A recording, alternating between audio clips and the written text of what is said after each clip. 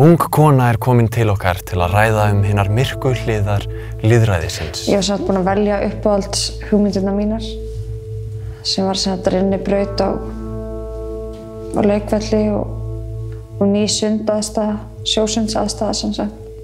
Og ég var bara mjög spennt fyrir þessum hugmyndum en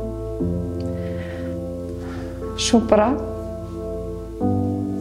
eins og þrumur heiðskri lofti. Allt í lagi. Ég bið íslykilinn og rafræn skilríki.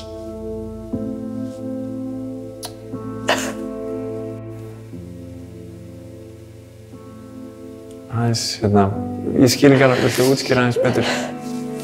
Fyrirgefðu.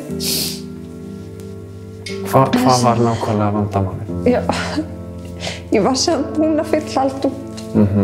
En ég gat ekki kosið það því að ég ekki með íslykilinn. Já, nei, þú náttúrulega ferð bara í heimabankann og sækir íslykilinn. Fórstu ekki bara í heimabankann og náðir í íslykilinn? Er það hægt? Ég skil ekki alveg. Getur hver sem sótt það í heimabankann? Já, þú ferð bara í Þú ferð bara í heimabankann og sækir íslykilinn. Það ekkert mál.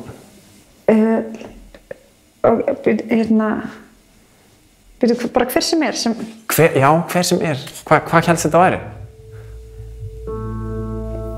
Ég hélt að þetta væri fyrir útvalda, íslykilinn, og það væri verið að mismuna.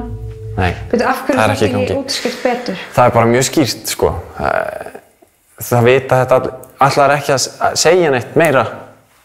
Eitthvað svona dramatískt.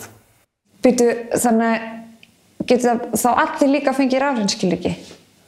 Já. Vá. Takk fyrir að sóa tímanum okkar allra. En ég á samt aðra sögu. Ég á líka aðra sögu.